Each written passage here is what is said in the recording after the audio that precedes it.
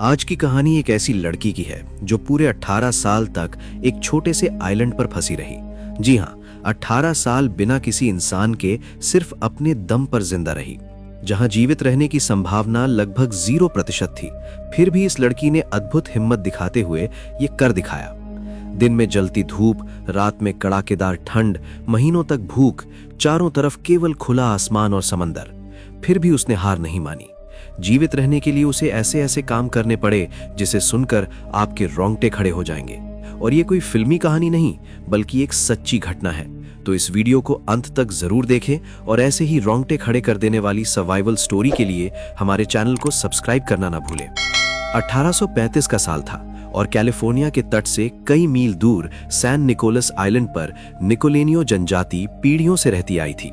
उस समय इस छोटे से द्वीप पर लगभग 200 से 300 लोग रहते थे। वहां के लोग अपना जीवन पूरी तरह समुद्र और द्वीप के संसाधनों पर निर्भर करते थे। दिन में वो मछली पकड़ते, समुद्री जीवों का शिकार करते और किनारे के जाल और चट्टानों से भोजन जुटाते। कुछ छोटी मोटी फसलें जैसे आलू उगाते। जब कोई बीमार पड़ता तो द्वीप पर उगने वाली जड़ी बूटियों और पारंपरिक तरीकों से इलाज किया जाता। रात आते ही आग जलती और उसके चारों ओर लोग गीत गाते, नृत्य करते और अपने रीति रिवाज निभाते। जन्म से मृत्यु तक का हर काम इसी छोटे द्वीप में होता था। यही उनका पूरा संसार था। लेकिन साल 1814 में इस शांत और सुकून भरे जीवन पर अचानक संकट टूट पड़ा। उस साल अलास्का से आए एलिट और रूसी शिकारी द्वीप पर आ गए और वहां के लोगों और उनके संसाधनों पर हमला करने लगे। कई लोगों को जबरदस्ती अपने साथ ले जाया गया, कुछ की हत्या कर दी गई और कुछ को घायल हालत में छोड़ दिया गया। इस बार बार की हिंसा और लूटपाट ने निकोलेनियो जनजाति को बहुत कमजोर कर दिया और उनकी संख्या तेजी से घट गई।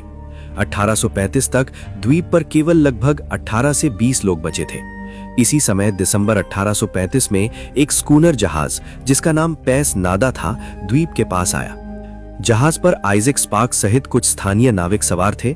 उनका काम था जो बचे हैं उन्हें सुरक्षित मुख्य भूमि पर पहुंचाना। जुआना मरिया, जो लगभग 31 वर्ष की युवती थी, वो भी जहाज पर चढ़ने वाली थी। पर उसी बीच उसने देखा कि उसका एक बच्चा या कोई घायल परिवार का सदस्य जहाज तक नहीं पहुंचा। उसने जहाज के कप्तान से कहा, अभी आ जाऊंगी, और लौटने के लिए दौड़ पड़ी। कुछ मौखिक किस्सों के अनुसार वो उस समय अपने एक बेटे या घायल व्यक्ति को लेने के लिए जहाज से कूदी। कुछ बयानों में कहा गया कि यह बच्चा उसका ही था और वो उसे सुरक्षित लेकर लौटना चाहती थी, जबकि कुछ में कहा गया कि घायल व्यक्ति पहले हमले में घायल हुआ था और वो उसे लेने गई। मरिया लगभग 10 से 15 मिनट तक वापस नहीं आई।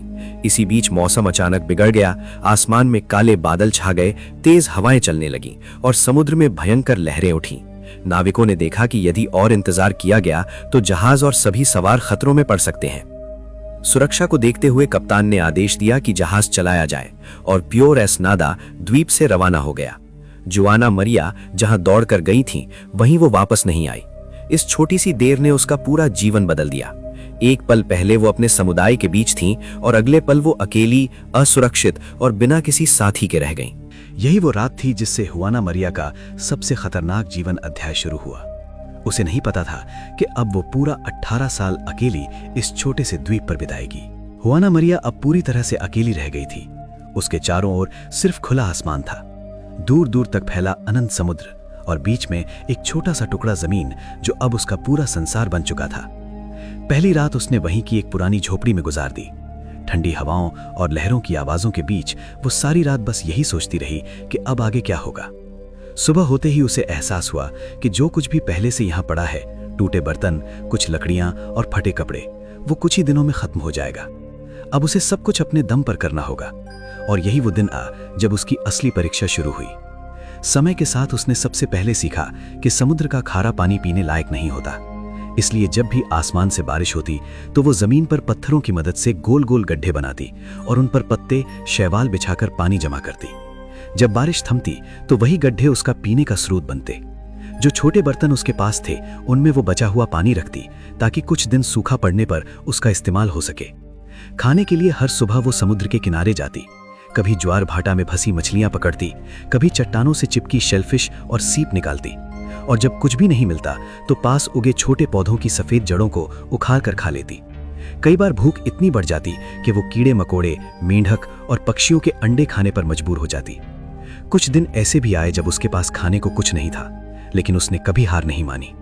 उसकी जिंदगी अब बस एक ही लक्ष्य पर टिकी थी, जिंदा रहना। धीरे धीरे जब पुरानी झोपड़ी हवा और बारिश से टूटने लगी तो उसने समुद्र किनारे बहकर आई बड़ी मछलियों की सूखी हड्डियों और लकड़ी के टुकड़ों से नया आश्रय बनाना शुरू किया। वो उन हड्डियों को जमीन में गाड़कर ढांचे की तरह खड़ा करती और ऊपर लकड़ियों, सूखी घास और पत्ते बांधकर छत जैसी आकृति देती। उसका ये छोटा सा घर, जिसे उसने अपने हाथों से बनाया था, अब उसका एकमात्र सुरक्षित ठिकाना बन गया था।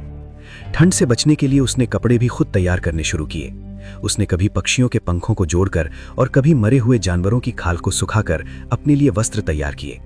कपड़ों को जोड़ने के लिए वो सील के नसों, तंतुओं को सुखाकर धागों की तरह इस्तेमाल करती और बारीक हड्डियों से सुई बनाकर उन्हें सीटी। इस तरह उसने प्रकृति से जो कुछ मिला उसे जीवन में बदलने का तरीका सीख लिया। वना मरिया ने आग जलाना भी सीख लिया था। ये कला उसे उन लोगों से मिली थी जो कभी उस द्वीप पर रहते थे और जिन्होंने उसे आग जलाने का तरीका सिखाया था। धीरे धीरे वो इसमें निपुण हो गई। आग जलाना आसान नहीं था, इसके लिए उसे बहुत मेहनत और ताकत लगानी पड़ती थी। इसलिए वो आग सिर्फ जरूरत के समय ही जलाती थी, जब उसे कोई बड़ा शिकार मिलता, जैसे सील या बड़ी मछली। कभी वो इनका मांस धूप में सुखाकर खाती तो कभी आग जलाकर उसे भून कर खाती।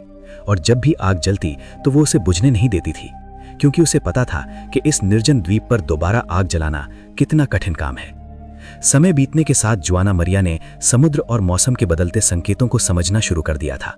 उसे अब पता चलने लगा था कि किस समय ज्वार घटेगा, किस दिशा से हवा चलेगी और कब आसमान में तूफान उमड़ेगा। वो उसी हिसाब से अपना दिन तय करती। सुबह मौसम का हाल देखना, फिर भोजन की खोज में निकलना, दोपहर में अपने आश्रय की मरम्मत और शाम को किनारे बैठकर लहरों को देखना, ताकि मन को कुछ शांति मिल सके। अकेलेपन से बचने के लिए उसने अपने मन को कामों में उलझाए रखा। रोज किसी न किसी चीज का लक्ष्य रखती। ये छोटी छोटी सफलताएं ही उसके जीवन को आगे बढ़ाती रहीं। कभी कभी वो किसी पक्षी से बात करने लगती, कभी समुद्र की लहरों से जैसे संवाद करती, मानो वे ही उसके साथी हों। 4-5 साल बीतते बीतते वना मरिया अब एक जीवट महिला बन चुकी थी। उसने शंख और हड्डियों से औजार बनाना सीख लिया, शैवाल और पौधों के तंतुओं से रस्सियां बनाई और अपने आश्रय को पहले से कहीं अधिक मजबूत कर लिया। धीरे धीरे दिन महीनों में और महीने सालों में बदलते गए। ऐसे करते करते 5 साल बीते, फिर 10 साल और देखते देखते 18 साल गुजर गए। अब ख्वाना मरिया के लिए ये द्वीप ही उसका घर था, समुद्र उसकी आवाज और आसमान उसका साथी। वो अब डरती नहीं थी, उसने प्रकृति को अपना लिया था, उसके हर रूप को समझ लिया था। कभी कभी वो किनारे बैठकर लहरों को देखती और सोचती कि शायद एक दिन कोई जहाज आएगा, पर जब नहीं आता तो वो चुपचाप मुस्कुरा देती, क्योंकि अब उसने खुद को इतना मजबूत बना लिया था कि उसे किसी और की जरूरत नहीं रही। ख्वाना मरिया ने सैन निकोलस आइलैंड पर पूरे 18 साल अकेले गुजार दिए। ना कोई साथी, ना कोई आवाज, सिर्फ समंदर की लहरें और आसमान का बदलता रंग। वो अब इस द्वीप का हिस्सा बन चुकी थी, जैसे ये जगह ही उसका छोटा सा संसार हो।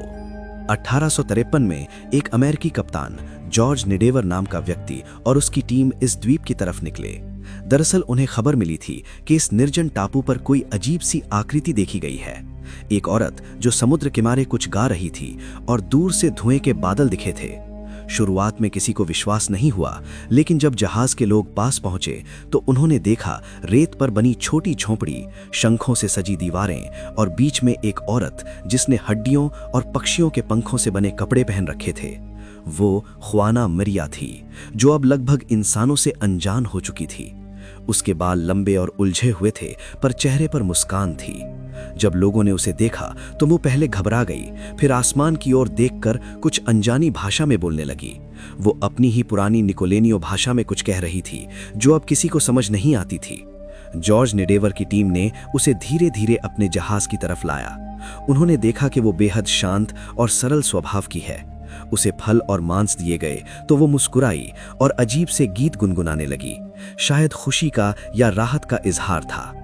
उन्होंने उसे जहाज पर बैठाया और वो लगभग 18 साल बाद पहली बार किसी इंसान के साथ थी।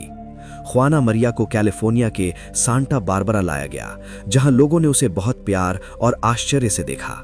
लेकिन दुख की बात यह रही कि इतने साल अकेले रहने के बाद जब वो सभ्यता में लौटी तो उसका शरीर अब बाहरी माहौल का आदी नहीं था। ठंडी हवाओं और नए खाने से उसकी तबीयत बिगड़ने लगी। सिर्फ 7 हफ्तों बाद 19 अक्टूबर 1853 को वो बीमार पड़ गई और इस दुनिया से चली गई। पर उसने अपने अंतिम दिनों में मुस्कुराना नहीं छोड़ा। कहते हैं उसकी आखिरी रात में भी वो गीत गुनगुना रही थी, वही गीत जो वो उस द्वीप पर रोज गाया करती थी। ख्वाना मरिया की मृत्यु के बाद लोगों ने उसे सम्मान से दफनाया और उसकी याद में उस जगह का नाम रखा गया, the lone woman of San Nicolas island. आज भी जब कोई उस द्वीप के पास से गुजरता है तो कहते हैं कि हवा में दूर से हल्की सी गुनगुनाहट सुनाई देती है, मानो वो अब भी अपने द्वीप की लहरों को पुकार रही हो। दोस्तों, आप लोगों ने इस वीडियो को अंत तक देखा, इसके लिए दिल से शुक्रिया। यदि आपको हमारी ये वीडियो पसंद आई है तो इसे अपने दोस्तों के साथ भी शेयर करें और साथ ही चैनल को सब्सक्राइब करना भी मत भूलिए। बहुत बहुत धन्यवाद।